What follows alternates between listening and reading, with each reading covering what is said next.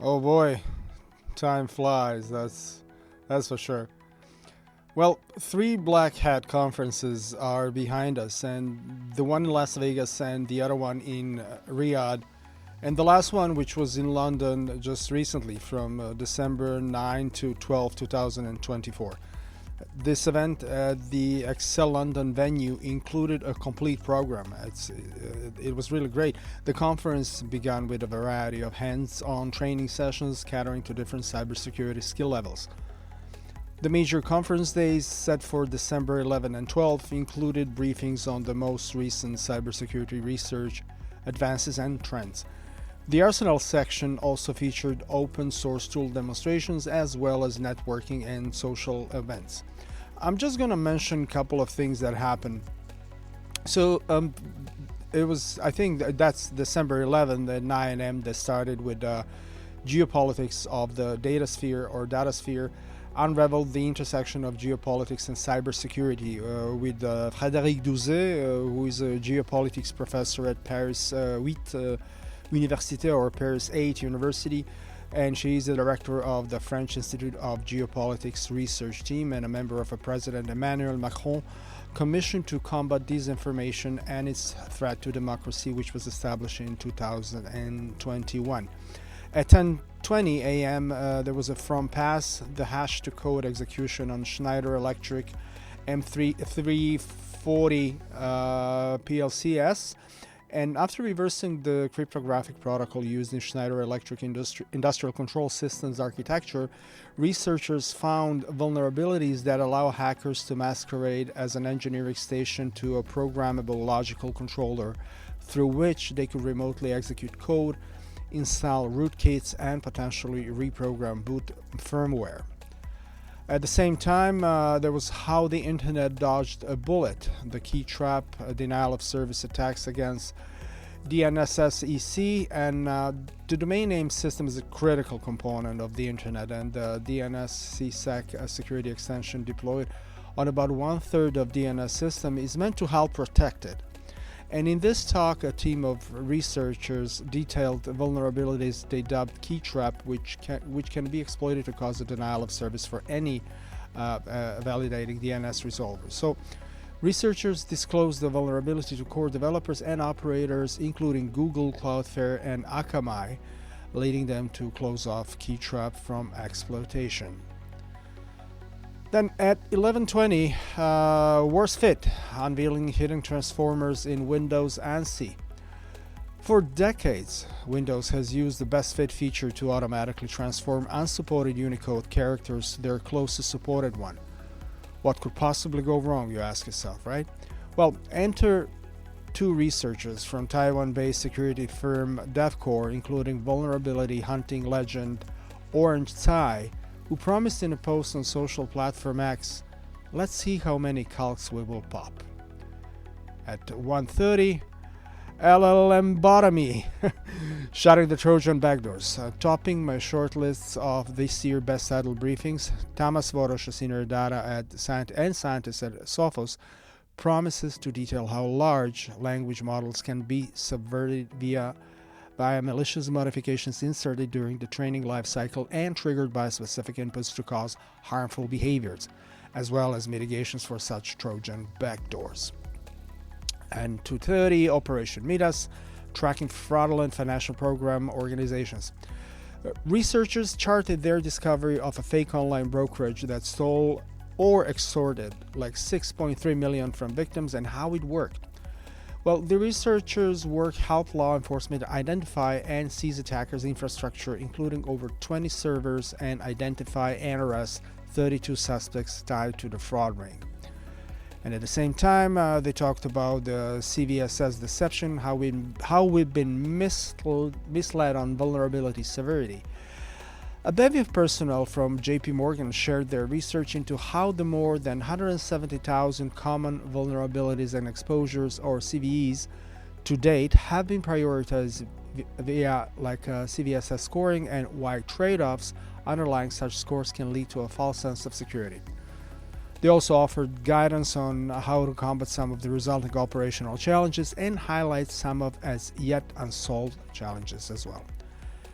And again, at the same time, they talked about vulnerabilities in the eSIM download protocol, and as use of the downloadable eSIM in smartphones continues to rise, researchers from Finland Aalto University detailed the remote SIM provisioning, or RSP protocol, that enables consumers to download these SIM profiles to a secure part of their device, as well as the RCP protocol architecture and the assumption made in its design, and why some of those assumptions allow for exploitable vulnerabilities. An hour later, there was a talk about unmasking state-sponsored mobile surveillance malware from Russia, China, and North Korea. I guess this is very popular now. Researchers from mobile-focused cybersecurity firm Lookout took a deep dive into the latest threat actors, tactics, and defense strategies pertaining to nation-states' advanced persistent threat groups, including adversary cyber espionage, like for penchant for lobbing mobile malware at targets for surveillance purposes. And a little later, there was they talked about the bugs in your bootloaders, embedded device secure boot fails, and how to fix them. Security engineer Henrik Ferdinand Nolscher demonstrated how a vulnerability in the secure boot chain of the Dell iDRAC 9 used in the PowerEdge family of servers, among other devices, can be compromised via a new vulnerability called root block, as part of a wider look at how the complex boot sequences underpinning secure boot implementations can often be broken or subverted via just a single flaw. And also at the same time, they were talking about exposing the dark corners of SAP, 4 years of threat intelligence data analyzed. So who's targeting SAP's ERP software and why? Yvan Genuet, or Genuet, je sais pas, French, like he's a senior security researcher at Anapsys Grenoble. Will share information gleaned from SAP-focused threat intelligence gathered by Flashpoint to pinpoint the most popular zero-day targeted by attackers and the most discussed flaws discussed on underground cybercrime forums, all in pursuit of helping SAP shops better secure their application. And on the second day, Thursday, December the 12th, starting at 9 a.m., there were talks about fighting cybercrime in 2014. Brigadier General Henri Fraissinet, je crois, of the French Gendarmerie Nationale, a branch of the armed forces with law enforcement responsibilities, recapped anti-cybercrime success stories and how greater international cooperation and public/private partnership have helped, as well as detailed ongoing challenges and his proposals for what needs to happen next. An hour later, Mind the Data Gap, privacy challenges in autonomous AI agent. Does your organization use tools based on artificial intelligence agents? If so, they must be safeguarded against the many different ways such tools can be subverted, including adversarial attacks, prompt injections, and social engineering risks, said researchers Narayana Papu and Ruben Zimbra. They detailed not just risks, but how to respond. And at the same time, over-the-air compromise of modern Volkswagen Group vehicles. Okay, quotation mark, let us entertain you while secretly tracking your location and speed and stealing your contacts database. Could well be the subtitle of this talk by a bevy of researchers from a pen testing firm, PC8 Automotive, given that they discovered a chain of critical vulnerabilities in the infotainment system built into millions of Volkswagen Group vehicles, via which hackers could run exploit code and remotely control the units every time the car starts. Surprise, surprise. Well, if you want to hear more about Kia vulnerabilities, just listen to the cyber episode before this one, where I discuss similar subjects. At 11:20, reasonable regulations versus red tape. How should governments tackle the cyber intrusion market?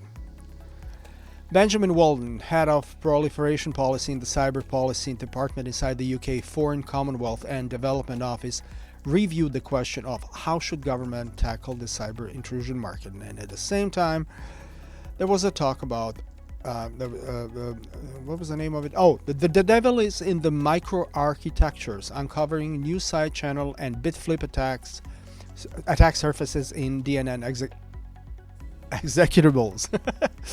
New technology means fresh attack surfaces. Enter deep neural networks, aka DNN, executables that get generated via deep learning compilers and deployed onto heterogeneous systems ranging from high-end GPUs to lightweight Internet of Things devices. In this talk, a team of researchers detail a general DNN architecture stealing framework named Deep Cache, and that can be used to target these platforms via side channel and bit flip attacks, potentially allowing them to crack encrypted data. 1:30 p.m. Code Cloak, a DRL-based method for mitigating code leakage by LLM code assistants. And here, researchers shared their efforts to safeguard the use of LLM-based code assistants by developers without their exposing proprietary code. Code Cloak is a novel, deep reinforcement learning agent that manipulates the prompts before sending them to the code assistance service, designed to still return helpful suggestions to developers while minimizing code leakage. And at the same time, infusing AI in cybersecurity, that would be something for me. The times, they are AI changing, and a team from the large Dutch bank ING details their efforts to date to apply AI to critical cybersecurity and security operations center domain problems, ranging from vulnerability management and secrets leakage prevention to identity and access management and data leakage prevention. Again, did I say that twice? Okay, never mind. They're promising to detail key challenges, successful approaches, and tangible results from managing and defending a complex banking infrastructure. At 2:30, there was a discussion on, is JavaScript trustworthy in cloud computing? Cloud computing environments heavily feature JavaScript applications which pose a range of security threats, including lagging version updates, as well as uniformity in software and configuration profiles that attackers can exploit to target environments such as Amazon Web Services as Azure, researchers warn. And they're set to detail not only practical exploitation techniques using 0 days in cloud environments, but also a comprehensive series of defensive mechanisms to mitigate those risks. And then at 4:20, Luck Note, conclusions and key takeaways. I just love the word. What are the key takeaways? Okay, this wrap-up included takeaways from the conference and how these trends may affect information security as we know it, as analyzed by Black Hat founder Jeff Moss, along with conference review board members and speakers Stefano Zanero, James Forshaw, Mero Ellis, and Vandana Verma. In any case, this event is a part of the larger Black Hat series, which brings together cybersecurity professionals, researchers, and industry leaders to address significant topics and developments in the field. The point is, London might greatly benefit from this December event because I believe anyone who flies through Europe at this time of year will most likely extend their stay during the holiday season. Since 2016, 8 Black Hat conferences have taken place in London. This year, London hosted at least 14 significant IT conferences spanning a wide range of topics including cybersecurity, artificial intelligence, and big data. My father, who traveled extensively throughout the world, has always stated that London is his favorite city, and I have no doubts about that. But, back to Black Hat. What is the history of it? Well, Jeff Moss launched the Black Hat conferences in 1997, and they have become a cornerstone of the cybersecurity landscape with a focus on cutting-edge security research and hacker culture. The first event, held from July 7th to July 10th in 1997 in Las Vegas, immediately before DEF CON 5, was aimed to provide insights into the hacking mindset for industry experts. The Dark Tangent envisions Black Hat as a more formal forum than DEF CON, which he also founded. The idea was to bridge the gap between hackers and the corporate world by facilitating open discussions about security flaws and hacking techniques. The early conferences grew mostly through word of mouth, gaining attention with daring talks on themes such as cyber warfare and cryptography. One watershed moment in Black Hat's history happened in 2001 when James Bamford gave a contentious discussion about the NCA's surveillance activities. And this lecture spurred issues regarding whistleblowers and privacy, setting a precedent for future conversations at the conference.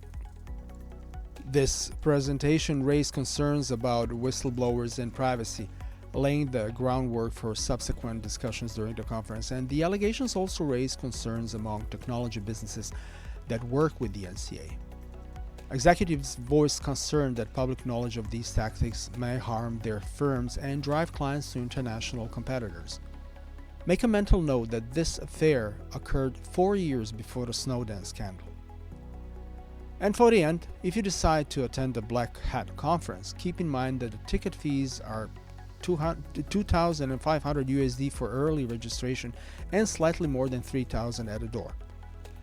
During the conference, there are also a variety of training courses offered, with prices ranging from $4,000 to $8,000 each session, depending on length and intensity. Intensity, what the heck is that? Anyways, this is it for today. Until the end of the year, there will be 2 or 3 more IT-related episodes, and until then, you know what to do. Book your flight to London or elsewhere carefully, and as usual, stay selective. Bye-bye.